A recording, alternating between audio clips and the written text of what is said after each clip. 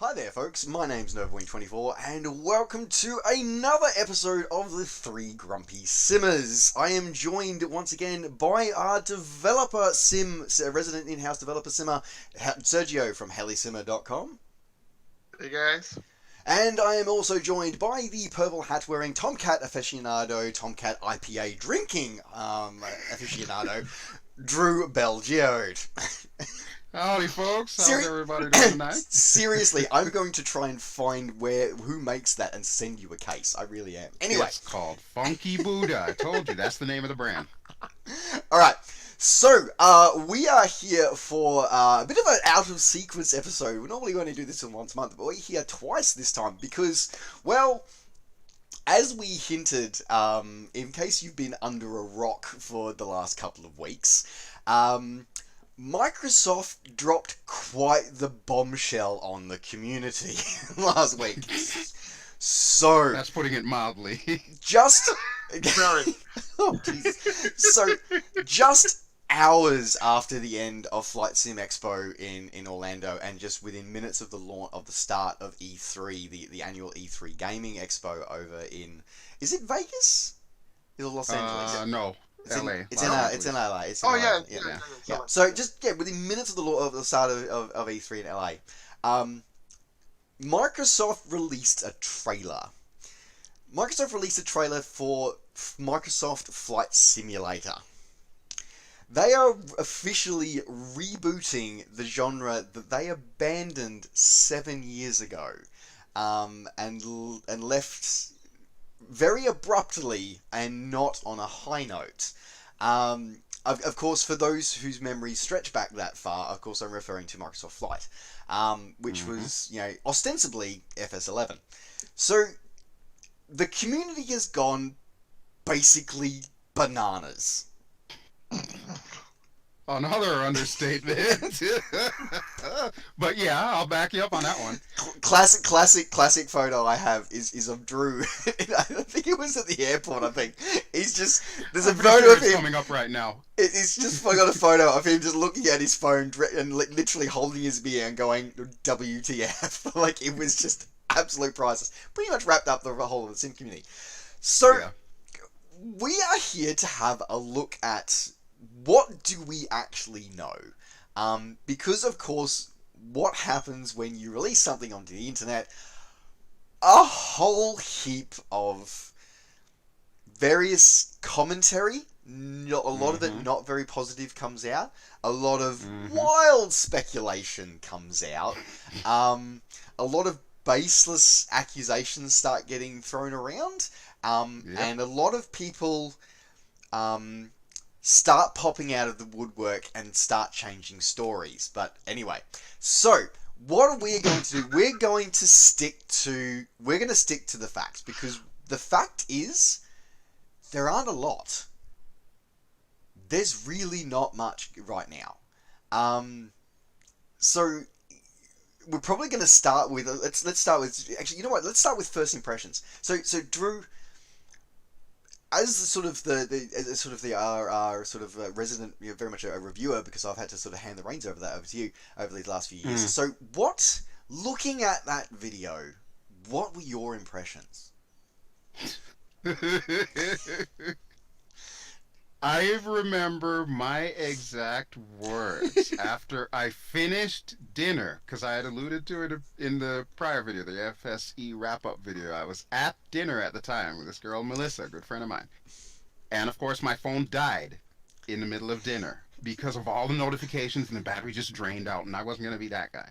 I get back to the hotel, and finally I'm able to see this thing on somebody's phone. I don't even remember whose it was at this time. And my exact thing was like, Microsoft did what?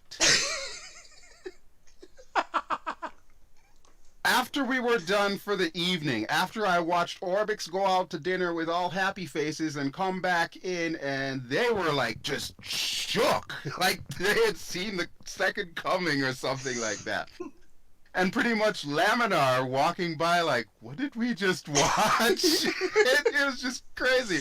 So I go back up to the hotel room eventually, and I watch this thing frame by frame over and over and over, and I'm just like, are they serious? This is really happening. There's flamingos in this thing. There's actually flamingos flying and shadows underneath. They're flying in like Yes. a flock, and it's all random looking. And what? You That did was pretty what? much my reaction, and that has been my reaction since then. Well done. I know that, we can thank the marketing department or whatever at Microsoft or something like that. They obviously came in with their best foot forward. Every single person that went to Flight Sim Expo that Sunday, everything changed. And this is an announcement coming from across the country. It shook everybody that was at Flight Sim Expo, myself included. And I'm gonna just pick up on the end of that because as I said, because like you, I've gone through frame by frame and a lot of stuff here, and as I said, I want this conversation to stick with what do we know. Now we don't know Absolutely none. yeah, and basically we know Sweet FA. Hmm. Fundamentally, we don't know what the engine is. We're Right. assuming that the engine is brand new, but we don't know. Um, I can almost guarantee it would be a brand new engine, and I'll throw to you, Sergio, shortly for your thoughts on that. Um, but the facts that we know right now is that it has native 4K resolution support. Yep. Um, the full world is available at launch, so there's nothing like Flight or Aerofly where you have to buy region by region. It is the entire world is available for you to fly at launch. Which we wouldn't expect anything else from somebody like Microsoft. So, but So yeah, that's a given. in that way, they obviously did learn a lesson from Flight, which is good. Um, it is confirmed for both PC and Xbox, so it will be coming to Hmm. Xbox One, and it will be coming to PC on Windows 10. Um, the initial part of the introduction of the video says that it's powered by satellite. It's satellite imagery powered by Azure AI, which is a very interesting sort of set of our robot overlords apparently going to take over via flight simulation. Um, Skynet. it's Skynet's got a new name, Azure. The sim will feature a range of aircraft from wide bodies to light aircraft. Now, what we've been able to identify, thanks to the community as well, and via frame by frame in the video, is that we will have the Cicada Deja. I can never pronounce that right. The Hmm. TBM 900, Yeah, um, TBM. Airbus A320 Neo, the Icon A5, my favourite, makes a return. Um, Diamond DA 62 or 42, most likely a 62. A Carbon Cub with Tundra tyres. Cessna Caravan 208. The Mudry Cap 10. There is also a low wing GA aircraft. I think it's a PA 28. Other members of the community have said they think it's a Robin DR 400. Um, Both good choices, mind you. both good choices. I don't think that the dihedral is enough on the wing for it to be a Robin. That's why I think it's a PA Mm-mm. 28. Um, Yeah. I also thought I saw a 737 in there as well. Those other people are saying it's not. It's just another A320. But at the end of the day, um, that's it. That's all we That's know. all we saw. That is all That's we all know. we know. I've Mm. also been given information from iBlue Yonder that their look at it shows that they no longer require doing ambient baking, Ambient occlusion. ambient occlusion. Yeah. It's done real Mm. time in the sim, so there's no more baking and Right. textures required. That was their pickup from the video as well. So, but other than that, that's all we've got, and that it is. Oh, sorry, and that it is a living world because, as you saw, we saw flying birds, Hmm. which is a And giraffe. huge thing. Yeah, Like and giraffes. flying birds, Giraffe. walking giraffes, and live traffic. So Hmm. the weather system with also native rain support and on cockpit rain effects, they're included as well. So that's pretty Even much the clouds. The clouds look absolutely okay. incredible. There is nothing out there that So matches so that. okay, so and on the clouds, I'm going to use that as a segue into you, Sergio. So from a development perspective, now I looked at the clouds as well and basically I think that's True Sky. That to me looks like True Sky at least. Hmm. What I think of like, but also just from your perspective as a developer, like what are we looking at here? Like what like this literally came out of nowhere. It, like, literally, as Drew said, it's like, people coming back from dinner is looking like they've just seen the second coming. And, I'm sitting here on the other side of the world going, with my jaw rolling down the street somewhere, going, what just happened? How did they sit on this? Because this didn't happen overnight, did it?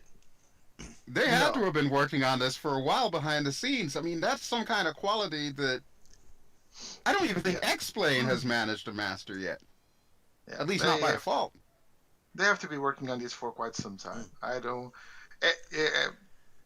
I'm going to start entering the realm of speculation because we have no data about the engine or whatever it is that Microsoft is using. I would say it's a completely new engine. I don't see Microsoft, going to get the old engine on the old ESP engine and start fixing stuff and improving others. I think it would be more intelligent, more clever for them to actually build on either an existing engine, completely new, completely different from what they had, or build a own from scratch. It would make, in my perspective, no sense at all to use the ESP engine. But this is something that they have been working on for quite some time. My experience says that at least for the level at which they are right now, I would say that at least 3 or 4 years of development more. And I'm saying 3 or 4 years of development, considering the amount of money Microsoft has and the size of the teams they managed to build. Also, considering they are using something like Azure AI, I would say they probably have some teams working on the non-specific simulation stuff. Specifically for developing the world. And I can remember of perhaps 3 or 4 things in which the AI could be used. One of them, like they said, they are using real-time imagery from satellites. And what that imagery usually brings with it are clouds and shadows, which I have been AI to remove them very nicely. Making it so that instead of you actually having the shadows in the image for the buildings will have no shadows, but instead shadows will be cast by the engine in real time. Okay, so you get a photo with some clouds, with some shadows. All that goes away. You have a clean image, and the sim does everything for you. That's one of the things I suspect. My mind just exploded with the realization that you're right, and how much computing. That's exactly what I'm thinking. The computing power involved in something like that. That's my God. Wow. That's Azure for you. They have thousands of CPUs working, petabytes of RAM available, petabytes of hard drive available. They have the best guys working on it. It's just that's why they are using it, and that's just for the textures. The same from the world, I would say. Go ahead. Well, I was just going to say, not only the textures, but I was looking at the lighting, the night lighting engine as well. That just looked absolutely flawless. Like, I'm looking at that with real-time shadows on the night lighting engine, not just the day engine. Like, that's just, hey, like, that was just insane the amount of detail that's going on that. And yeah, I just think that the amount of development time that's going into that, and as you said, like, and that Azure sort of stuff and that AI sort of stuff, that does raise some questions as well, because and watching some of the community reactions to this, as I said, is that we all have to be careful, because we don't know. Like, we just fundamentally don't know. And we don't know anything about this. Yeah, that's the thing. We're just speculating. And I've seen some very wild speculations out there. Yeah. Let me tell you. Something just came to mind, guys. Sorry to interrupt. But I don't know if you remember, a few episodes back, maybe 2, possibly 3 episodes back, we were joking around and we said something along the lines of, we wish that Elon Musk would come in and make like the ultimate flight or Bill. It was Elon Musk or Bill Gates. Hey, if you're listening, it was Elon Musk or Bill Gates. Hey, Bill. Thanks. Yeah. Thanks for listening, Bill. The gods have heard our prayers. Or have they? Because let me just remind you, there's no F-14 Tomcat that we know of. I didn't And see a helicopter. Sergio, did you see a yes, helicopter? thank you. Okay. No, thank you. So it's incomplete as far as I'm concerned. So Tomcat all right, helicopter all right? Yes. Yeah. Right. Okay. Fair enough. Yes. Okay. Pretty much. So I think that's probably a good segue to go in here to this is that and fundamentally leveraging off what we've just said, which is we've gone through what we know, which is very limited. Wild speculation, and even we're starting to get into speculation here, and we're going to try and keep this to fairly facts. But what we want to make sure, guys, is that as a community, we need to be very cautious as well. Now, I'm definitely very. Now, I'm happy to be cautious about this sim, absolutely. But there's a few things that I think we really need to talk about. The first one is that seems to be this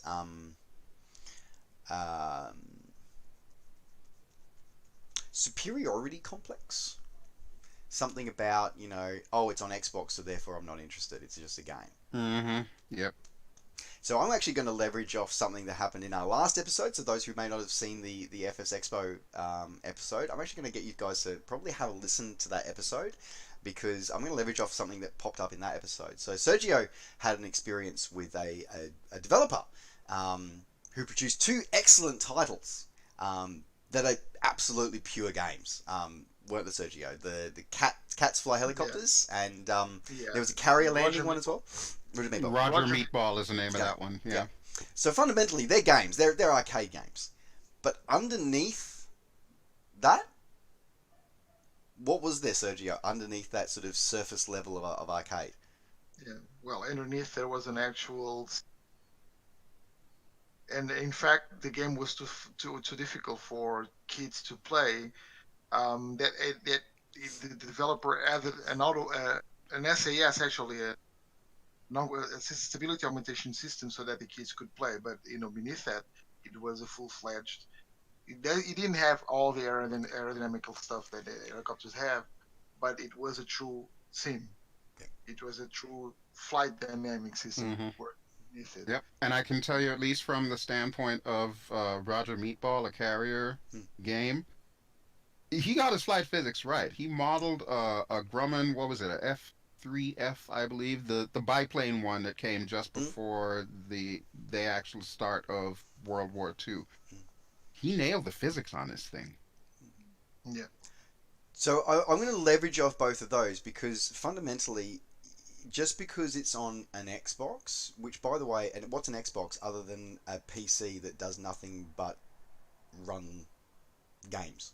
Which by the way, that's all X-Plane prepared and FSXR. By the way, they're just games. Feeling the hate already coming through the comments. So flight simulation is a gaming genre. Yeah. People are also forgetting something. It's not just the fact. Okay, it's also coming from for consoles, but Xbox guys, please listen to me and get this in your heads. Not you two, but the guys watching this. Xbox is a brand Microsoft uses for their games, right? It's platform independent. Console. Yeah. Yes, it's not the console. It's the gaming thing. It's like Microsoft Game Studios. I don't think they use that name anymore. No, it's now Xbox Gaming Studios. Xbox. Yeah. That's it. So that's a key point. Is the brand Xbox is simply their gaming non-office, non-operating system arm. That's what it is. So it is actually platform independent. Xbox titles are available on PC, Xbox consoles. They're available on your I think one even got released on the Switch, I feel like, but they're on Android, they're on iOS. Like, it's Xbox titles are platform independent. So get that out of your head straight away. So yeah, we just want to touch on that because we are absolutely, we are right to be cautious, absolutely, and there are certain things that we hope to see, but at the end of the day, we don't know. We can speculate till the cows come home, but until we see more from Microsoft, we have to adopt a let's be patient and let's support the development of it. Let's support and see where they go, and let's not be like certain members of our community that have already come out before there's even a playable flyable demo available have already come out and trashed it. Mm-mm. And I'm like, No. how can you We trash already something? lived through this. How can you trash Yes. something that is literally that the only thing you have is 140 seconds? Sorry, is 100 seconds of video. How can you trash something Right. and make a Mm-mm. decision on something when literally you have 100 seconds and you don't even get to be hands-on with it? So I just want to really stress that, and I hope you gentlemen don't mind me sort of being a bit of a soapbox here about that, is that No, you're perfectly right. we You're need to perfectly support right. these guys. We need to embrace that things will change.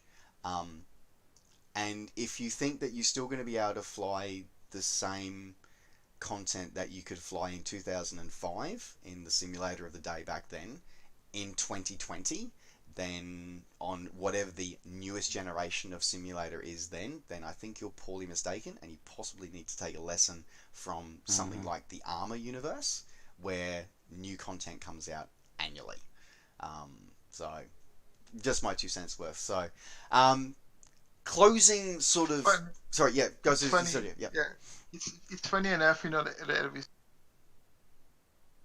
watching the community begging and asking for next gen simulator, and when Mm-hmm. the possibility again, it's not something that is set on sun because we don't know, but Right. when the possibility of a next gen simulator comes out, I won't play it. It's crap. It's on Xbox. Guys, My add-ons you from can. 6 years ago may not work with it, so I don't want a bar of it. And remember, we've lived through this before. Part of the reason why this show even exists, if you Indeed, go through the yes. entire history of this Yeah. show, part of that had to do with, new sims coming out, people poo-pooing on the project, new sim gets canceled. So, we're back to Old Faithful. Why? Yeah. So, yeah. So, all right. So, but as I said, at the end of the day, what we see looks positive. It looks amazing. It fills me with hope. I am tempering that with a great deal of concern, and hope that there are lessons learned, because certain commentary in the past has been very important, and I definitely agree that having an open SDK for the sim is pretty much required if they want it to be have true longevity. Yep. But at the same time, let's give it a chance and let's find out what happens. So, closing thoughts from you, Sergio? Guys, we can only wait and see. Do I have high hopes? No, but I'm not. I'm not either. Saying that I won't play it. I'm just waiting for any more information to come out. I'm trying to actually get in touch with someone at Microsoft and try to find out some more of this stuff. That we all want to know. The same questions you are asking, everybody is asking, or at least everybody should be asking. Um, there's not a lot we can do right now, guys. We can try and make any video Mm-hmm. reaction going, oh, and stuff like that, or you can write and write and write. But the thing is, right now we know nothing except, like Tristan, like you just said, Tristan, we have 100 seconds of video, remarkably well done by a marketing team. Bear in mind, so let's just take it with a pinch of salt. But that's it. Mm. What I'm going to do, I'm going to patiently wait and try to get as Mm-hmm. much correct information as I can possibly can. Other than that, I'll just keep doing my thing. Yep. No, absolutely. Yep. People need to think of it along the lines of a movie. When a movie is coming out, the very first thing that you see, as is evidenced here in 2019 with the last Star Wars coming out, Episode 9, first thing we've got is the teaser trailer. And then we'll start getting, longer and longer trailers with more and more information. And then eventually the movie will come out. Right now, what we got was the teaser trailer. That's it. However, with Hadn't that thought about having that. been said, There is a link which I'm gonna give to you if you don't already have it, Tristan, where you can actually sign up to Yes. possibly be a part of the beta. Everybody who has any kind of interest in this thing and, perhaps seeing what develops and if it is actually going to be the sim that we're all waiting for, now's the time. Yep. Be Sign up. involved. Be active. Yeah. Yes.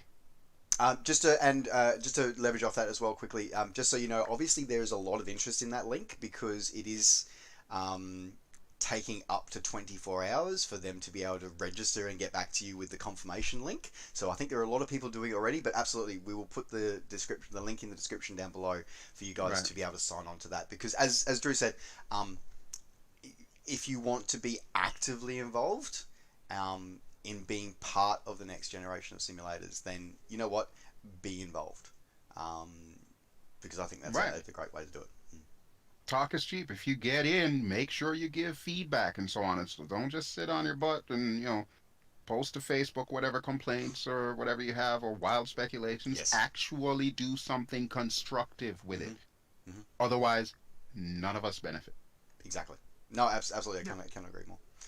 So, and as I said, for me, it's pretty simple. As I said, like I am excited. I am tempering that by by concerns of the past, but at the same time, as you said, it's all about taking that leap of faith and taking that next step into the next generation. And part of um, and funnily enough, it's almost like a bit like a life analogy. It's a life lesson that I've learnt over the last couple of years. I've been slow to learn it, but is that sometimes in order to make a new beginning, you have to close the door on the past.